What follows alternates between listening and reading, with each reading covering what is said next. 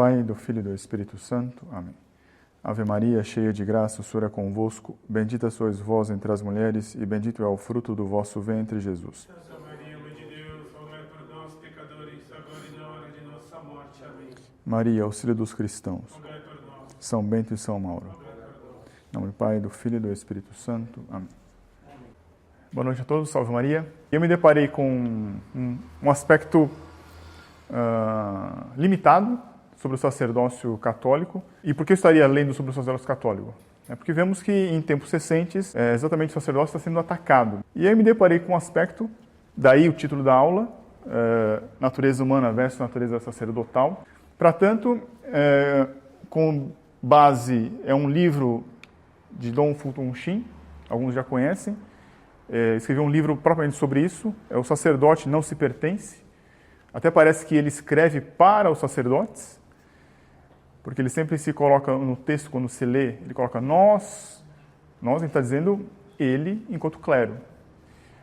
Vocês, sacerdotes, aprenderam assim, então é como se estivesse se dirigindo a eles, né? É um livro, uma coisa que ele escreveu para eles, mas é claro que serve para nós leigos. O Catecismo Romano, sem dúvida alguma, e alguns trechos do O Mistério da Igreja, do Padre Penido, é um teólogo brasileiro famoso, bem conhecido também, né?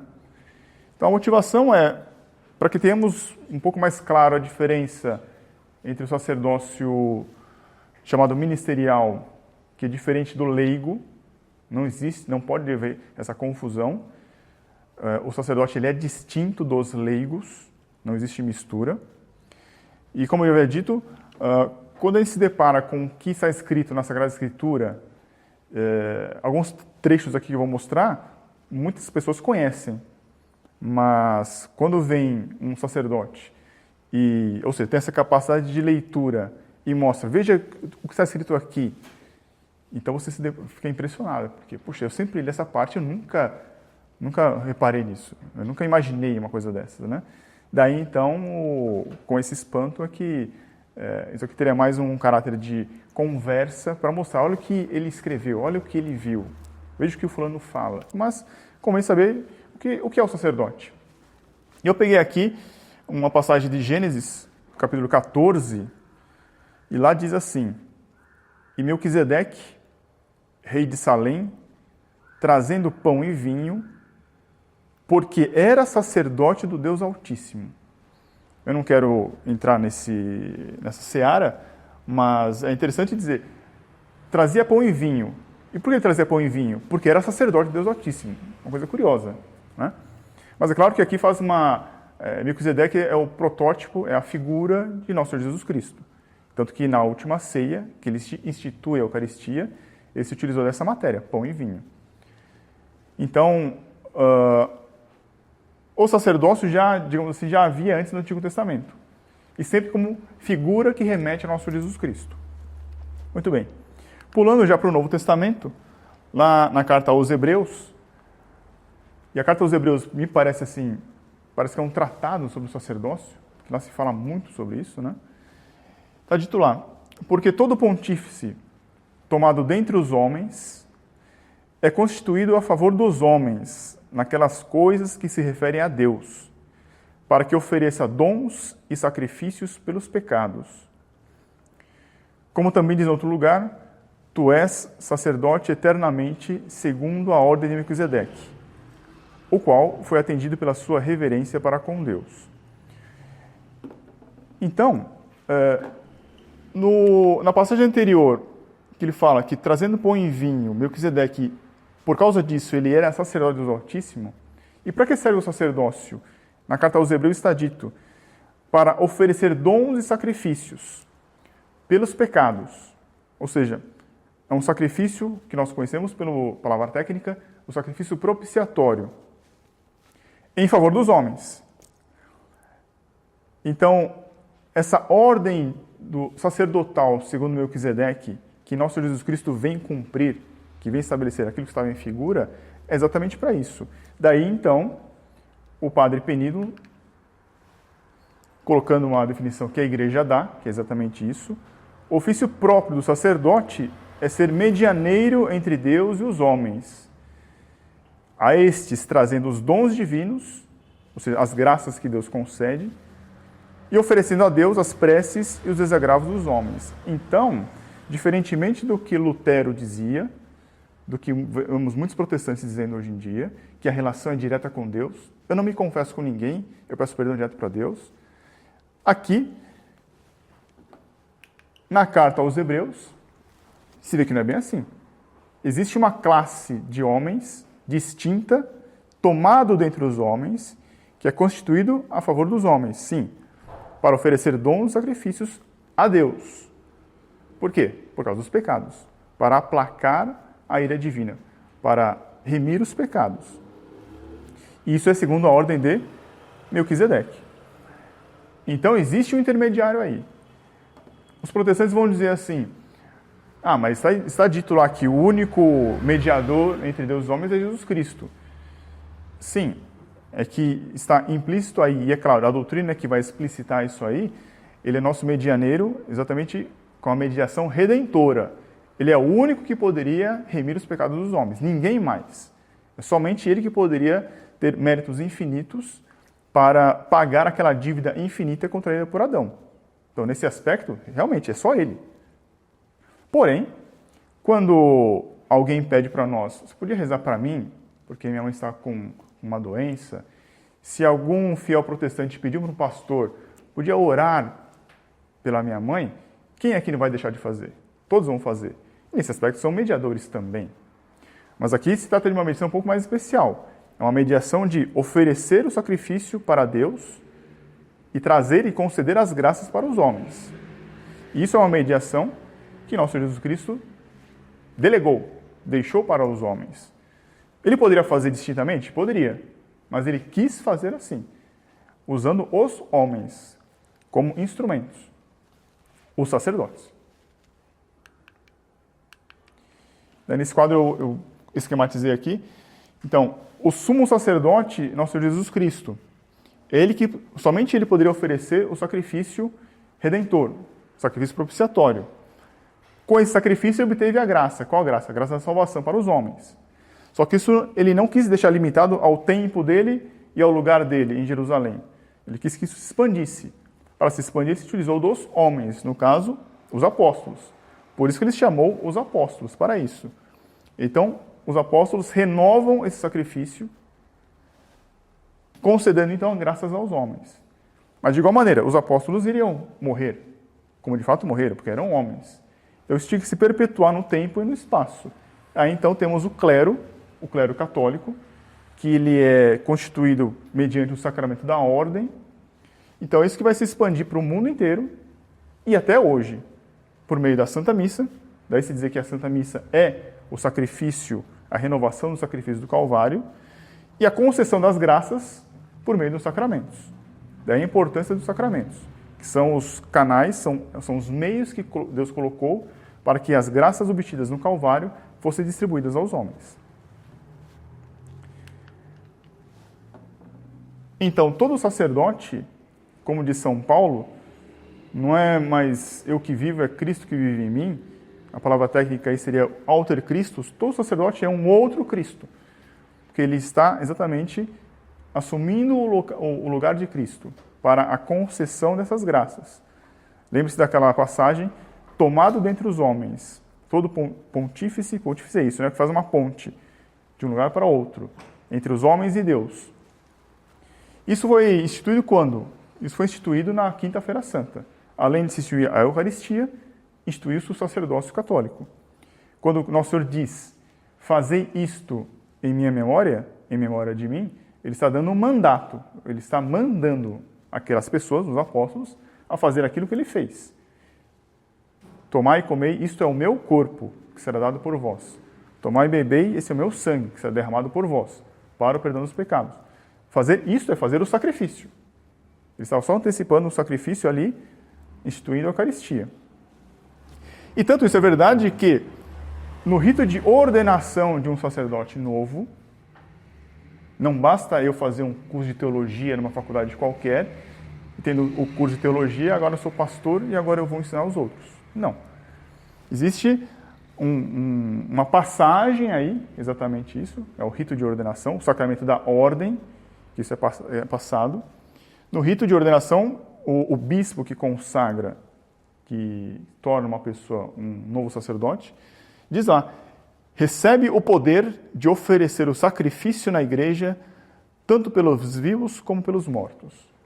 Então, a função principal do sacerdote é oferecer o sacrifício em todo local, todos os dias, até o final dos tempos, quando vier a segunda vinda de nosso Senhor Jesus Cristo. Esse é o mandato que nosso Senhor Jesus Cristo deu a eles. E eu achei interessante porque, aqui fazendo só um parênteses, essa parte aqui, essas duas partes estão na Suma Teológica. E a edição que eu tenho, tem lá o comentarista, e ele coloca uma nota de rodapé. Então, quando São Tomás diz que o mandato de Nosso Senhor foi exatamente na Quinta-feira Santa, fazer isso em memória de mim, tem lá uma nota de rodapé. Quando ele coloca que até no rito de ordenação existe isso, que o bispo diz, recebe o poder de oferecer o sacrifício, tem uma nota de rodapé. E eu gostaria de colocar isso aqui porque é bem sintomático para os dias de hoje. Tudo isso aqui, então, o sacerdote, ele age, isso é uma linguagem técnica, colocada em agir in persona Christi. O sacerdote, ele age na pessoa de Cristo. É como se o sacerdote emprestasse a sua voz, as suas mãos, para dizer e fazer aquilo que nosso Senhor mandou. Fazer isso em minha memória. Por isso que na Santa Missa o padre pega um pedaço de pão e diz, isto é o meu corpo. Ele diz em primeira pessoa. Mas é claro que não é o corpo do padre. É o corpo de nosso Senhor Jesus Cristo. Ele está agindo, então, in persona Christi, na pessoa de Cristo. Daí se dizer que ele é um outro Cristo ali. E quais são as notas de rodapé? Então, quando está dito lá, São Tomás diz que ele age in persona Christi, o tradutor, enfim, o comentarista, colocou como nota, logo, enquanto os católicos permanecerem nessa posição, por justo que seja sua tese, ele coloca isso como tese, não como doutrina, o movimento ecumênico com os protestantes não dará um passo adiante. Então, isso aqui é um obstáculo para o movimento ecumênico. Daí, então, tem que existir um esforço de alguém, ou de um grupo, para que essa noção de sacerdócio católico caia. Porque caindo, aí sim é possível a união ecumênica. Enquanto isso aí tiver, não é possível. Isso o próprio tradutor, o comentarista, coloca. E na segunda parte, quando São Tomás coloca a questão do rito de ordenação, aquela frase que o bispo diz, ele coloca lá, o movimento ecumênico esbarra nesse ponto, veja, é um obstáculo. Mesmo que estivéssemos de acordo sobre a teologia da Eucaristia, ou seja, mesmo que houvesse uma liturgia unificada ali, para o protestante isso aqui é uma ceia, para os católicos é um sacrifício, mas aí se atenua, então se consegue a união em torno da Eucaristia, seria ainda preciso pôr-se de acordo sobre o poder confiado ao padre em sua ordenação. Então, quando um padre é ordenado, todo padre recebe um poder de realizar o santo sacrifício. Como? O poder de transubstanciar, é a palavra, transubstanciar pão em carne, vinho em sangue de nosso Senhor Jesus Cristo. Então, isso aqui é uma grande barreira para os protestantes. Isso aqui eles não aceitam, não dá. E aqui é interessante, né? Então eu volto aqui àquela passagem da carta aos Hebreus. Porque todo pontífice, todo mediador, ele é tomado dentre os homens. Então, ele é um ser humano, como qualquer um de nós. Mas ele é constituído a favor dos homens naquelas coisas que se referem a Deus, para que ofereça dons e sacrifícios pelos pecados. Não é meramente um sacrifício de agradecimento pelos dons que Deus deu. É um sacrifício para a redenção dos pecados. Propiciatório. Transubstanciação, propiciatório, são palavras-chave que devem estar constante na mente de um católico. Tem que existir isso aí. Porque das 4 notas da missa, do sacrifício, né, os protestantes aceitam os outros 3, não aceitam o propiciatório. Isso. Que é um sacrifício eucarístico, de ação de graças ou impetratório, eles aceitam. Não aceitam que é propiciatório. Então é muito bom frisar isso aí, tá, Caso? Tanto é que nos textos que a gente lê hoje em dia, se enfatiza muito E algumas pessoas até dizem, mas ela também fala de sacrifício. Mas se você continuar, está lá, sacrifício eucarístico. Não se coloca sacrifício propiciatório. Não se coloca a palavra transubstanciação. Aquilo está se tornando corpo de nosso Senhor Jesus Cristo, de fato. Aquilo está, de fato, se tornando sangue de nosso Senhor Jesus Cristo. Não, isso é atenuado. Para não dizer negado. Em alguns textos de teólogos modernos, isso já é negado, inclusive. E embora, então, ele seja constituído um mediador entre Deus e os homens, em que ele oferece sacrifício para Deus e traz as graças para os homens, ele continua sendo homem. Vivemos numa época em que, e eu sou filho dessa época, nós consumimos muitos filmes. E todos os filmes mostram magias. Então, nós vemos, embora a gente possa até entender que as coisas não são assim, de tanto ver filme que tem magiquinha, a gente pensa então que os sacramentos que temos aqui são magiquinhas também. Então, uma vez que o fulano é ordenado sacerdote, então agora ele é supra-humano. Ele é perfeito. Ele é impecável. E aí, muita gente cai na desgraça de se desiludir, porque começa a ver os defeitos. E não precisa ser de um padre. Isso pode ser um círculo de amigos. A gente está fazendo apostolado, a gente coloca a doutrina, ensina a doutrina. Quando começa a conviver, as pessoas veem seus defeitos. E muitas, infelizmente, caem na ilusão. Falam assim, puxa, eu pensei que ele fosse assim, mas ele tem tal defeito. Aí então a pessoa pensa assim, na teoria é tudo bonito, na prática não é. Mas não é assim. Apenas eu quero frisar isso por quê? Porque, embora ele seja constituído sacerdote de Deus Altíssimo, segundo a ordem de Melquisedeque, ele continua sendo homem.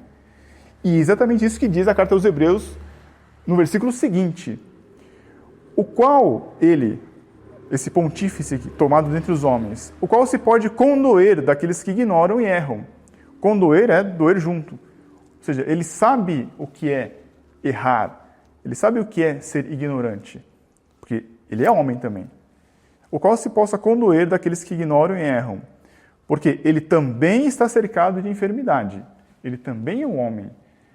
Então, isso nos dá, digamos assim, a esperança, evita de nós cairmos no desespero, de termos alguém, um padre, alguém próximo de nós, que está tão alto, e que você cai no desespero e fala assim, eu nunca vou chegar nisso aí. De igual maneira, o lado contrário, um sacerdote, ele é assim, e isso São Paulo diz, que ele quer fazer coisas, mas ele não consegue, e coisas que ele não quer fazer, ele faz. Existe uma luta interna, porque ele é homem também. Todos nós temos as sequelas do pecado original. Então isso evita também que um padre muito santo, muito virtuoso, ele acabe desprezando os seus fiéis, e somos nós, somos teimosos. Basta ver nossos filhos. Quem tem filho sabe disso. E nós somos assim com o padre. Toda vez que a gente vai no confessionário, se confessa, ele ouve. Claro que tem as graças do esquecimento, né? Mas enfim.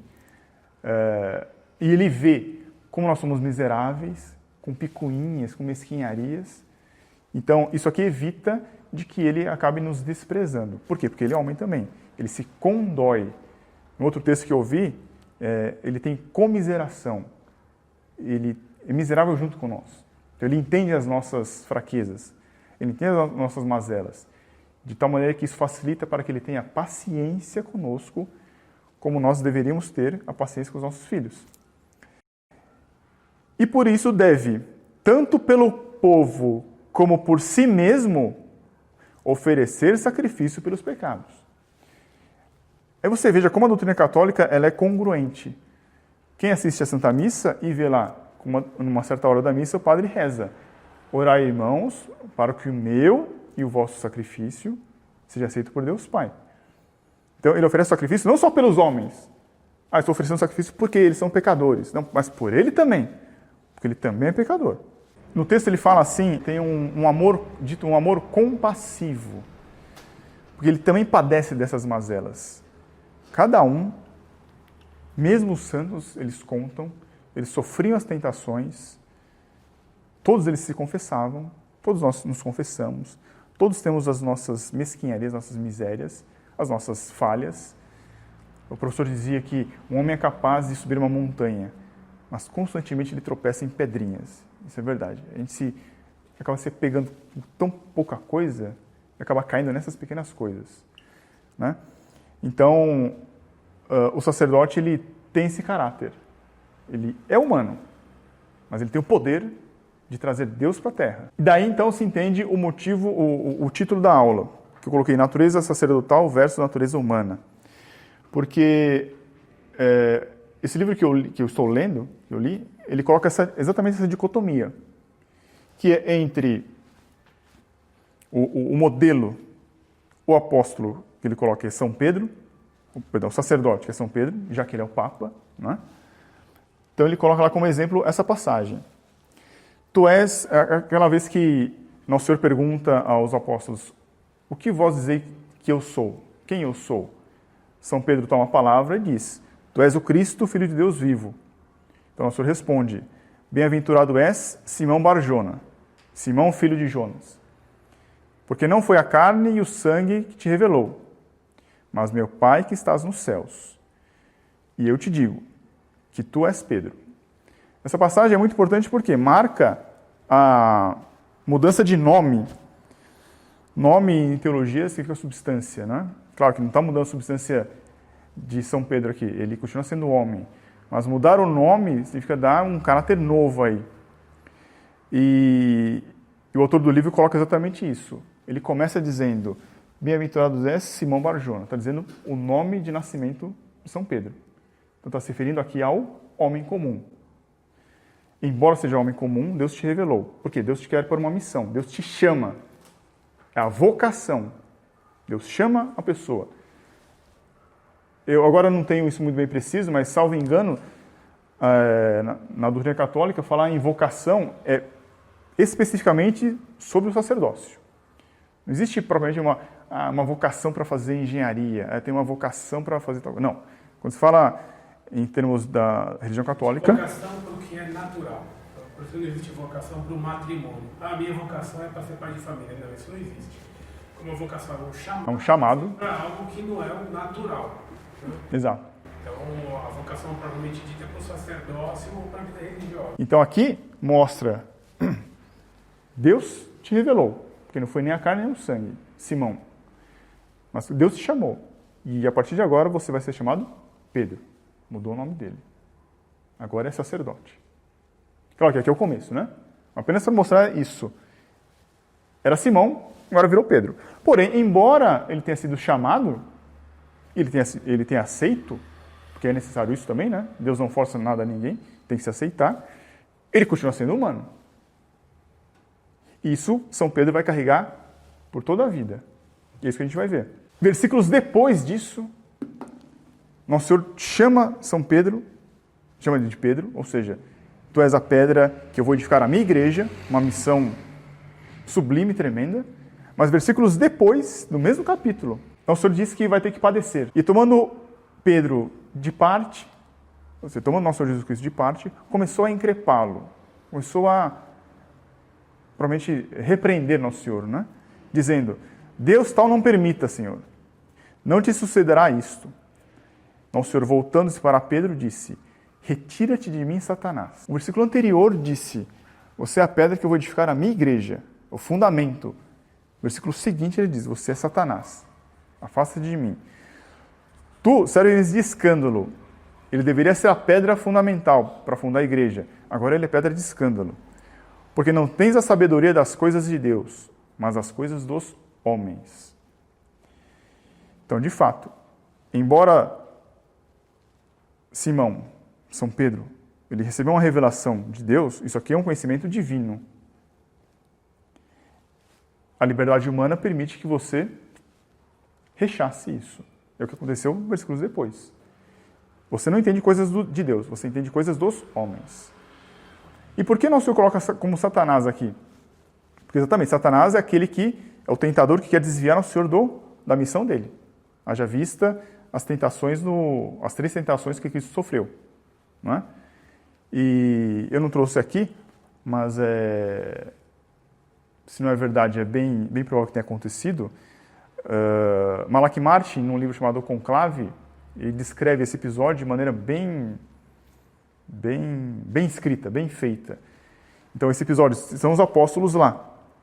Reparem, né? A cronologia. Nosso Senhor Jesus Cristo foi tentado já antes. Lembre-se da última tentação. Então, Satanás levou ele para um monte bem alto, mostrou todos os reinos da terra, e disse, tudo isso será seu se me adorares. Então, Satanás provavelmente tentando nosso Senhor Jesus Cristo a se desviar da sua missão. Então, ele queria ter uma riqueza material. Tudo que eu tenho nesse mundo aqui, desse reino, vai ser seu. Então, é de Satanás. O mundo está posto no maligno. E depois, então, Nosso Senhor com os apóstolos e pergunta, o que vocês pensam de mim? São Pedro toma a palavra e diz, muito bem, Simão Bar-Jonas, Deus te revelou isso. Então, você será a pedra fundamental. Você será Papa. Aí Malachi Martin fala assim, então os apóstolos se viram para o monte que Nosso Senhor foi tentado, se vira para Pedro e diz assim, mas, espera aí, o Senhor está querendo colocar esse homem como fundamento da igreja? É exatamente isso. Porque não é o homem que vai agir. É Deus agindo por meio do homem. É São Paulo que diz, não é? Na minha fraqueza é que se revela a força de Deus Nosso Senhor. Isso é para mostrar bem isso. Então, a primeira comparação que ele coloca, aqui eu achei uma coisa bem bonita. Ele coloca o primeiro versículo das epístolas de São Pedro. São 2 epístolas que São Pedro escreve. Na primeira ele começa assim, Pedro, apóstolo de Jesus Cristo. Veja, aqui já tinha passado Pentecostes. Recebeu o Espírito Santo. Eles estão corajosos, com ímpeto de expandir o Evangelho. Então, tem toda a razão. E estavam já congruentes à graça. Então, São Pedro aqui escreve a primeira carta, dizendo, Pedro, apóstolo de Jesus Cristo. Mas todos os santos são humildes. Todos os santos têm humildade. Todos os santos padecem das mesmas tentações que nós. Então, o autor coloca, olha na segunda epístola, como é que ele começa? Ele começa, Simão Pedro, ele está se lembrando, mas eu sou homem, eu também padeço as mesmas coisas. Então é como se, eu não sei se a psicologia de São Pedro é assim, né? Que ele é impetuoso, né? Então na primeira ele coloca com Pedro, na segunda ele já fala assim, olha, então, mas eu sou homem também. Simão Pedro, servo e apóstolo de Jesus Cristo. Isso nunca passou na minha cabeça. Para mim, não era capricho de São Pedro, ou de quem traduziu, colocou Pedro primeiro lá e depois aqui Simão Pedro. Não. Deus não escreve à toa. Lembrando que a Sagrada Escritura é de inspiração divina. Tudo tem um porquê. Ao contrário do que os protestantes dizem. Nosso Senhor colocou Maria como sendo mãe de São João ali, porque ela ia ficar desamparada, ponto. Uma teologia bem pobre, né? Não, tem um significado bem mais profundo. Segunda comparação. Aqui é no episódio em que Cornélio tem uma orientação. Então, Cornélio era um centurião. Está lá em Atos, capítulo 10, versículo 5. E está dito lá, e agora envia homens a Jope, está falando para Cornélio, a chamar um certo Simão, que tem por sobrenome Pedro. Tá, mas e daí? Qual que é o problema disso? Não é problema, né? Mas aqui ele coloca assim, as pessoas de fora, quem são as pessoas de fora? Quem não é católico, os pagãos. Quando olham para um papa, falam assim, não, mas ele é um mero homem. E aqui Cornélio, como ele é um centurião, ele era romano, então ele é de fora. Embora ele fosse temente a Deus, ele oferecia sacrifícios a Deus, ele era de fora. Então ele conhecia como? O homem. Por isso que está colocado, então, chamaram certo Simão, de sobrenome Pedro. Quem não é católico, olha para o Papa e vê ele meramente um homem. Quem está perdendo a fé, olha para o Papa e vê somente um homem. Quem é protestante, quem está perdendo a fé, olha para um padre e vê ali somente um homem. Imagina que eu vou me confessar os meus pecados para um homem. Não. Ele age na pessoa de Cristo, ele é um alter Christus. Na hora da confissão, estamos confessando para nosso Jesus Cristo. Recebemos o perdão de nosso Jesus Cristo por meio de um instrumento, aí chamado ministro, o ministro altíssimo de Deus, o sacerdote altíssimo de Deus, segundo a ordem de Melquisedeque. Ali está o padre. Ele não é um mero homem. Eu esqueci de falar, no sacramento da ordem, ao ser ordenado, o padre recebe uma coisa chamada caráter na alma.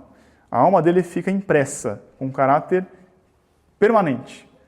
Por isso que se diz sacerdote eterno, sacerdócio em eterno, segundo a ordem de Melquisedeque. Para sempre ele vai ser sacerdote.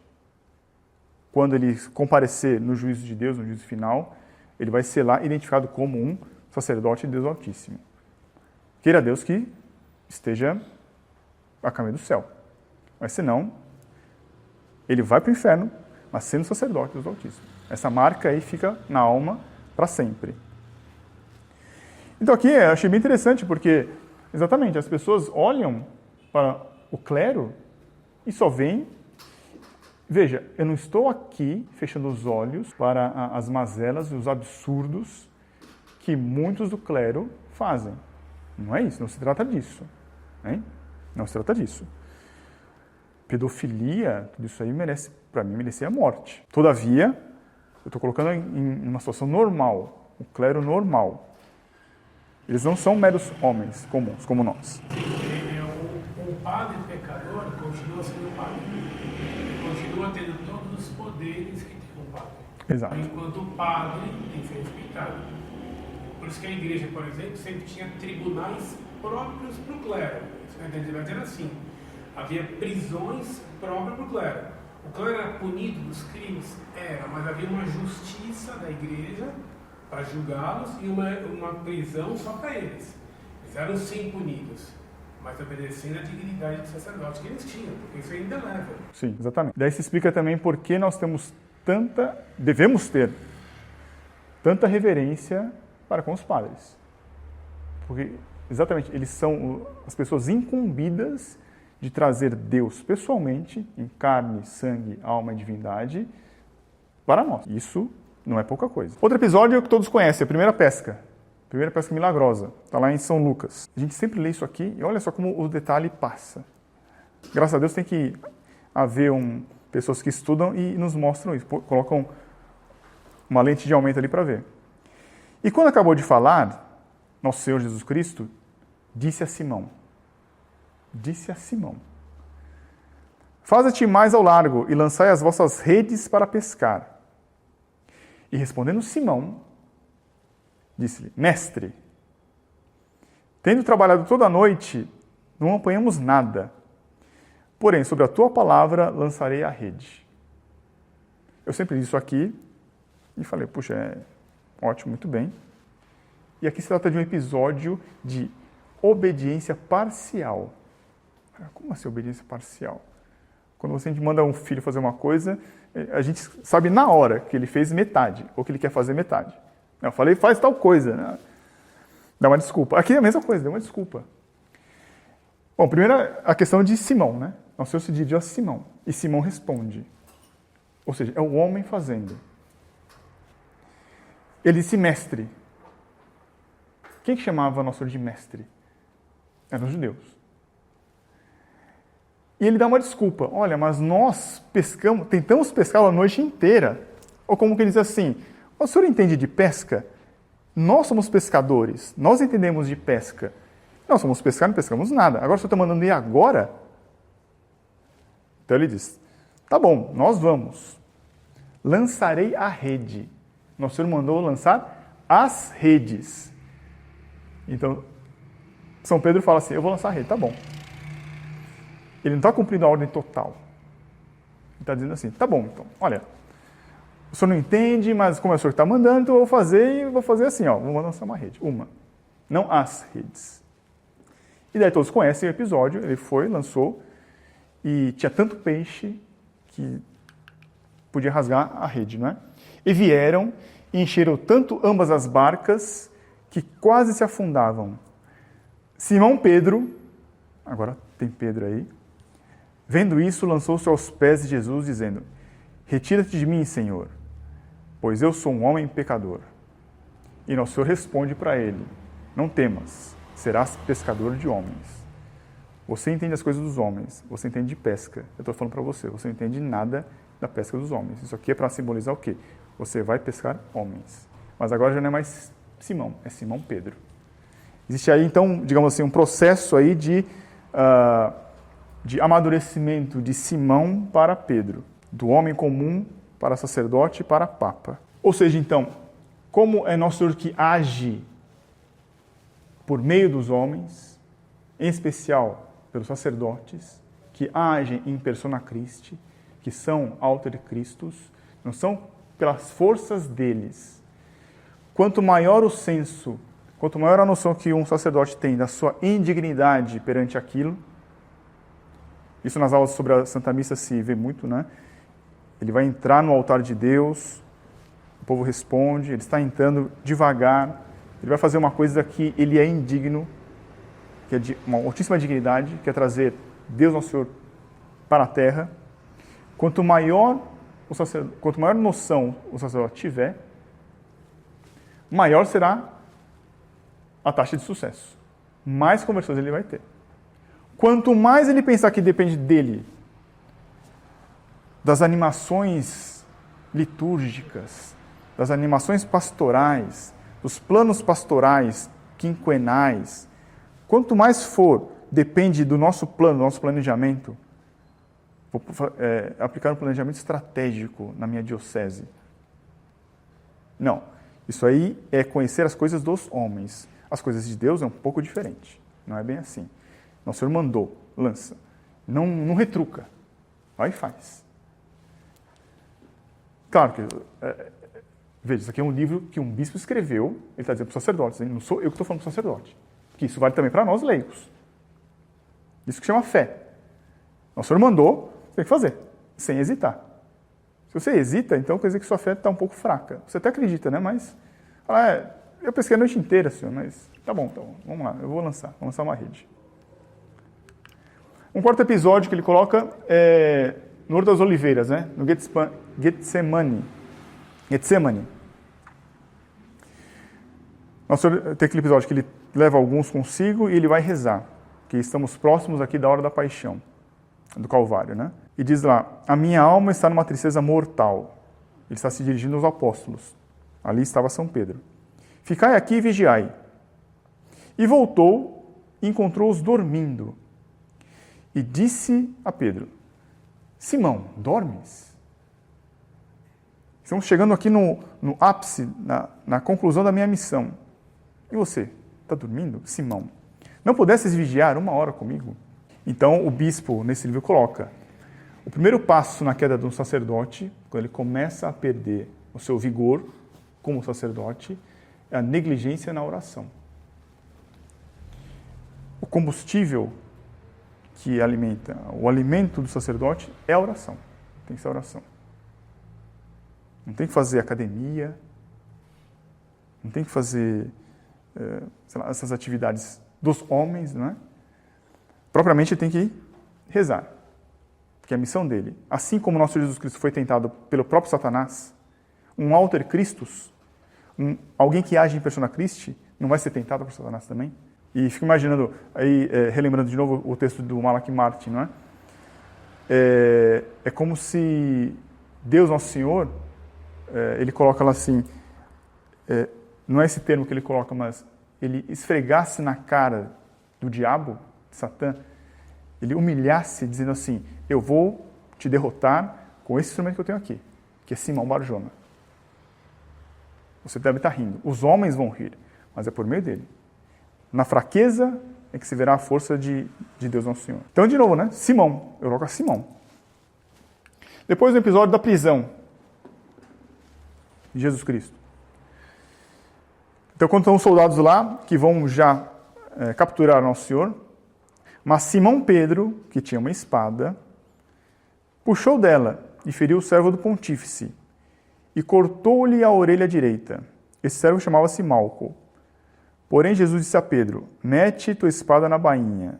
Não hei de beber o cálice que Pai me deu? Claro, né?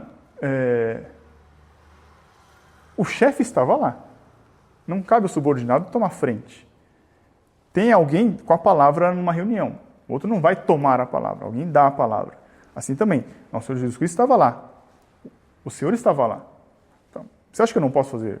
Não posso me defender? Posso me defender. Então, guarda a tua espada. Por quê? Porque é uma tentação, então, do sacerdote, aqui ele coloca como segundo passo na queda do sacerdote, é o ativismo, é o querer fazer. E ele que inverte o lema de São Bento, né? São Bento coloca, ora primeiro, et labora. Reza, depois trabalha. Primeiro reza, depois trabalha. Aqui, então, ele coloca a inversão. Então, quando o padre deixa de rezar, ele é negligente na oração, ele começa a querer fazer. Tomar a iniciativa de fazer as coisas. Claro, as coisas segundo o pensamento humano. Então, labora, mas não ora. E ele coloca isso representado nesse episódio em que São Pedro, que era uma hora imprópria, ele vai lá e quer defender nosso Senhor Jesus Cristo. Depois, outro episódio é no Sinédrio. E aí nós conhecemos, né? E levaram Jesus ao sumo sacerdote e juntaram-se todos os sacerdotes, os escribas e os anciãos. E Pedro foi seguindo-o de longe. Então o autor coloca que o terceiro passo na queda do sacerdote é não se mortificar. Ou seja, nosso Senhor disse, não é? Quem quiser vir após a mim, renegue-se a si mesmo, tome sua cruz e siga-me. Aqui, Pedro foi seguindo-o de longe. Ele até estava indo, mas assim, passos mais lentos. Nem tanto assim, né? É um pouco exagero isso aí, não é? Um pouco exagerado. Fazer jejum, não é? Rezar. Não, é um pouco exagerado isso aí. É a palavra. Estar próximo demais de nosso Senhor Jesus Cristo. Você ser carola. Então, quando o sacerdote ele começa a rezar menos, quer fazer mais, então ele começa a se afastar do exemplo de nosso Senhor Jesus Cristo. Então, esse é o terceiro passo na queda. Está representado aí, que Pedro até foi ali acompanhar nosso Senhor. Agora, aquele ímpeto de defender se perdeu. Não é mais defender. Nosso Senhor está sendo levado e ele está deixando. Não, então, como obediência de nosso Senhor Jesus Cristo. Deixa que, guarda sua espada que eu tenho o comando da situação aqui. Não. Ele foi com medo. No Sinédrio.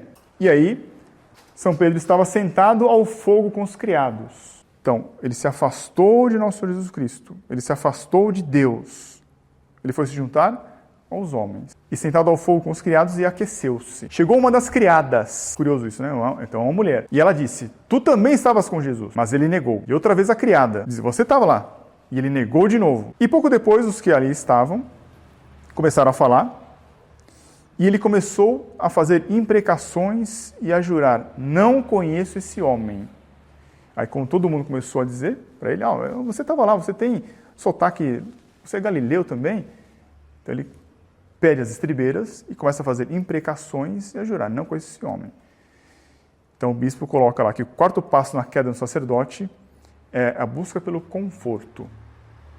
De fato, se você não reza, não se alimenta disso, você não quer se mortificar com o nosso Jesus Cristo, você se afasta dele, ele coloca assim, quanto mais vazio a pessoa está por dentro, mais ela começa a se enfeitar por fora, para tentar preencher esse vazio interno. Aí a busca pelo conforto que ele coloca aqui. Ele vai buscar o conforto, ele busca se aquecer, porque ele está frio. Claro, perdeu a fé, está perdendo a fé, está fria, ele precisa se aquecer, compensar isso aí. Então ele vai se compensar como? Vai se juntar aos homens, próximo do fogo dos homens. E aí ele coloca assim, né? Isso é o bispo falando. E ele vai para a ajuda de uma mulher ainda. Quer dizer, uma criada que chega junto para ele.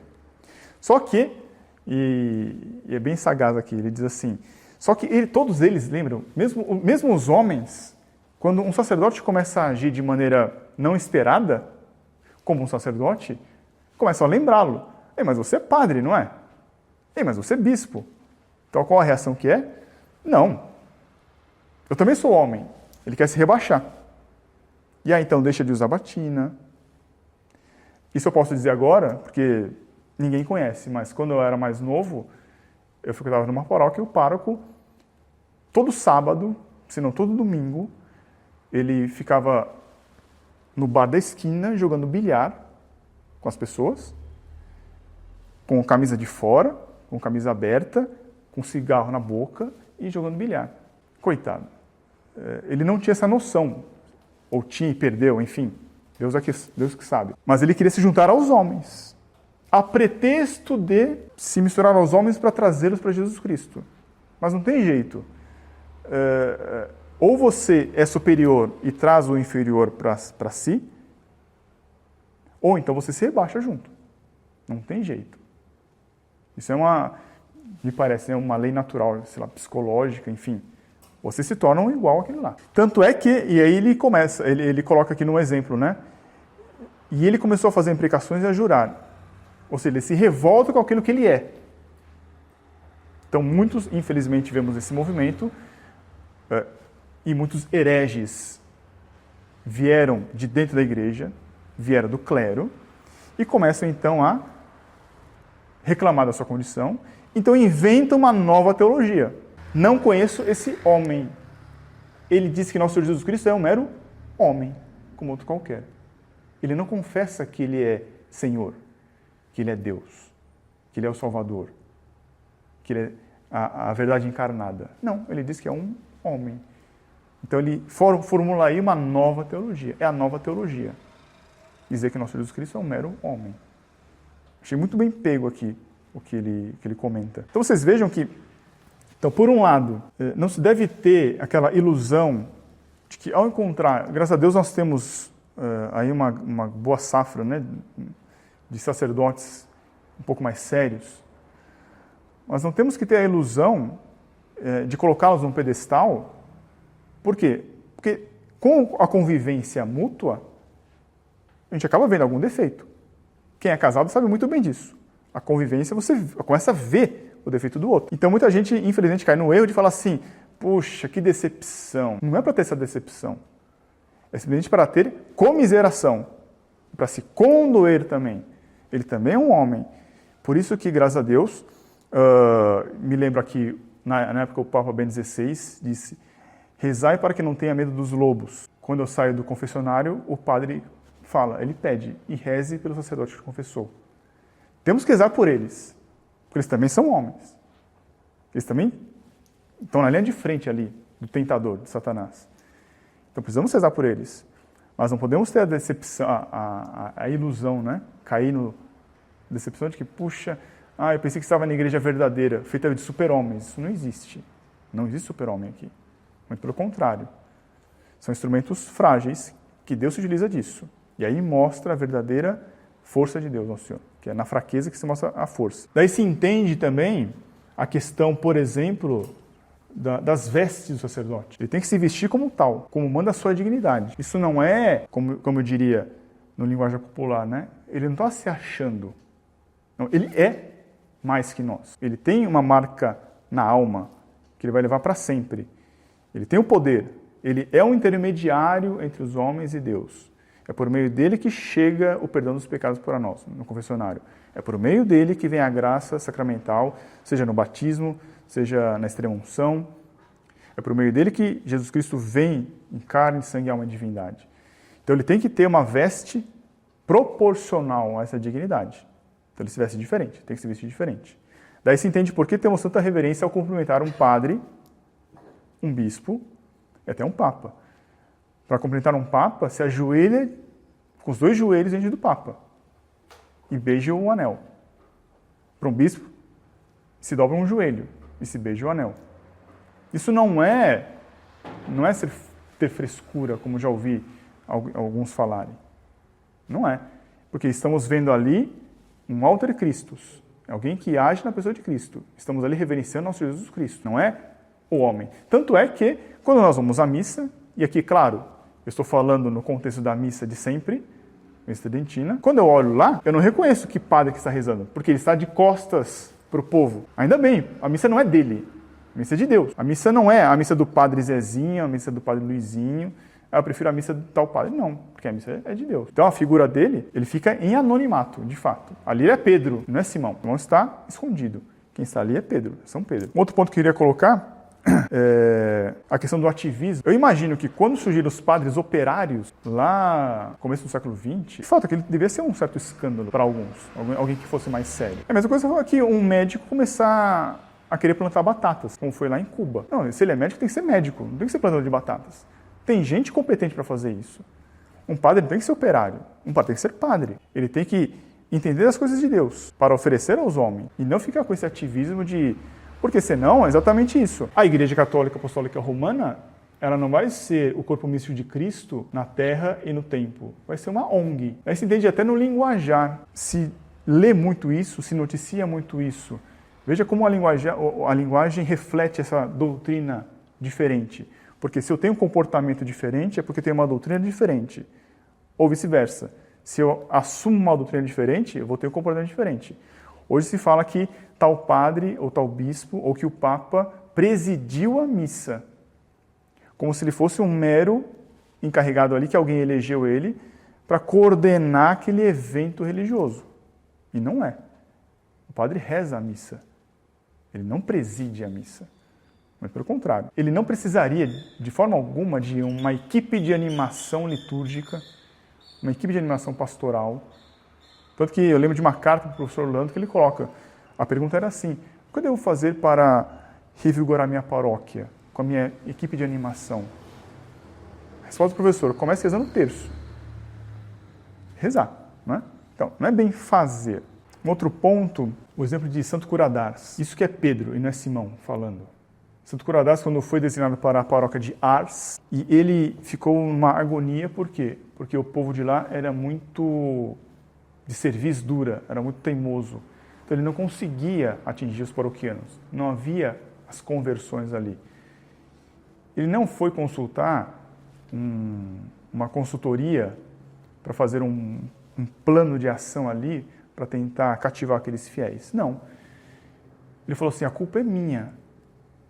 Eu não estou fazendo o sacrifício que eu devo fazer. Eu devo aumentar o meu sacrifício. O que sacrifício que ele devia fazer? Ele ficava se flagelando. Ele se mortificava. Ele achava que estava fazendo poucas mortificações. Daí não havia conversão. Então, ele buscou o quê? Se parecer cada vez mais com o nosso Jesus Cristo. E aí um aspecto interessante, que isso ficaria para uma próxima aula, que é Jesus Cristo, ele foi sacerdote. Sim, eu sou um sacerdote. Mas ele foi vítima também. Então o sacerdote, ele tem que imitar Nosso Senhor. Sendo sacerdote, mas sendo vítima também. Aí Santo Curadars, ele se mortificava, porque ele achava que isso era insuficiente. Ele tinha que se mortificar mais ainda. E aí sim os fez se converter. É uma postura totalmente oposta ao de hoje. Santo Curadars, ele se mortificava. Infelizmente hoje, não preciso nem citar nomes. Nós vemos muitos do clero como se fossem playboys. Eles vivem nos meios sociais, nas redes sociais, com sucesso tremendo. Com muitos criados e muitas criadas indo atrás. Aquecendo, inflamando-o, né, com a fama. Isso não vai trazer. Ah, mas tem muita gente que vai. Pois é, mas vamos ver se essa gente que vai, de fato, tem a verdadeira fé. Que é quando o Nosso Senhor diz: orai e vigiai. Se a pessoa sabe que está orando, que está vigiando, para quando vier o tentador, eles vão ter a resposta correta ao tentador? Eu não sei. E aqui, então, uma conclusão, que eu coloquei um quadro, que é bem interessante. O livro coloca isso. Então, em contraposição à natureza humana, que ela existe e permanece, mas existe a natureza sacerdotal. É uma marca, um caráter que é impresso na alma. Ele é igual aos homens. Ele é ser humano como nós. Mas ele tem algo a mais, ele é diferente dos homens. É uma diferença que nos obriga a ter uma reverência com ele. Tem o nome natural. E no Papa nós vemos que ele até muda o nome, de fato, o nome de batismo dele. Nas ordens religiosas também. Quando alguém que vai professar entrar numa congregação, numa ordem religiosa, muda seu nome também. Teria esse caráter. É o nome por vocação. Simão, filho de Barjonas, ele era pescador. Ele tinha uma mãe natural também. Mas agora um sacerdote, ele é filho de Deus. Filho de Deus Altíssimo. E tem como mãe a rainha dos homens e a rainha dos anjos, que é Nossa Senhora. Ele continua sendo pecador. Ele está nessa condição. Mas aí o Papa, ele tem um carisma, se fala tanto de carisma, né? Especial, que é a infalibilidade. Aí é ele falando, é Nosso Senhor falando pela boca dele. Se não me engano, é isso que se fala de Santo Curadars. Um alto funcionário público da França foi para uma cidadezinha chamada Ars e perguntaram: mas o senhor vai fazer o que lá? Ele disse isso: eu vou ouvir Deus falando pela boca do sacerdote. Então ele é infalível aqui. Simão se considera independente. Com o meu próprio esforço eu vou conseguir fazer um plano de pastoral para que o número de católicos aumente. Pedro não. Pedro já sabe muito bem que ele depende totalmente da graça de nosso Jesus Cristo. E nosso Senhor disse, sem mim, nada podeis fazer. Então, um padre não se deve embriagar-se se está numa paróquia boa, abastada.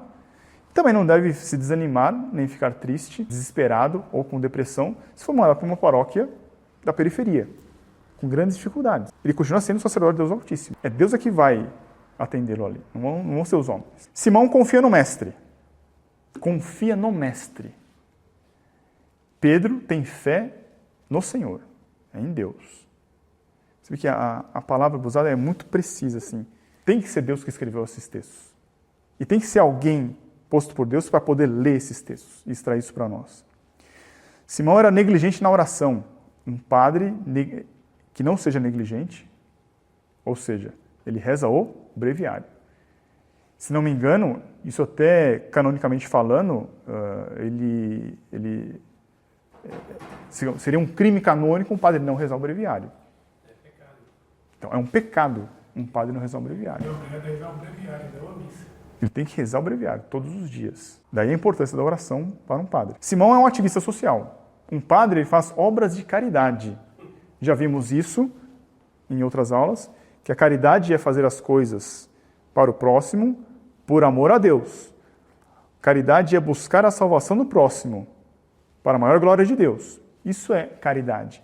Então, um padre tem que fazer obras de caridade e não fazer ativismo social. Ser um padre operário. Mais do que distribuir pão e sopa na praça, ele tem que distribuir o corpo e o sangue do nosso Senhor Jesus Cristo na missa. Simão deseja paz, saúde e justiça social. Nos tempos atuais de pandemia, infelizmente a gente vê bem isso concretamente. Nós estamos preocupados com a saúde da população e vamos atender aos protocolos sanitários. Pedro deseja a salvação das almas. Eu cito aqui de novo, quem já viu uma aula minha anterior, mas eu aqui como uma aula nova, eu cito novamente o exemplo de São Camilo Leles. São Camilo Leles, no surto de cólera, os discípulos dele, que canonicamente, eles não são santos, né? Mas eles bem podem ser. Eles sabiam que iam morrer ao irem tratar os doentes que ninguém queria tratar. Eles sabiam que iam morrer. E de fato morreram vários lá. Eles foram conceder os sacramentos, ensinar o catecismo. A pessoa estava no leito de morte, quase morrendo. Ali que ele foi ensinar um básico do básico do catecismo para a pessoa aderir àquilo lá e falar, sim, eu quero me confessar. Confessar a pessoa morria. Mas ele contraía também a doença. Alguns não contraíram a doença, por graça de Deus. Outros contraíram e morreram, por graça de Deus. Então eles estavam preocupados propriamente com o corpo ali, com a saúde corporal. Eles estavam preocupados com a alma da pessoa. Graças a Deus nós temos um padre que, quando começou essa história toda, ele disse assim, se precisar me chame que eu vou, não tem nenhum problema.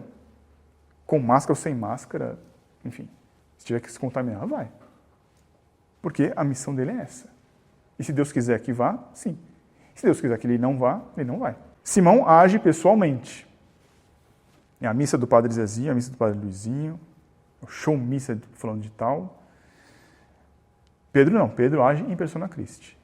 E Simão, aquele que entende as coisas dos homens, é um alter Satã.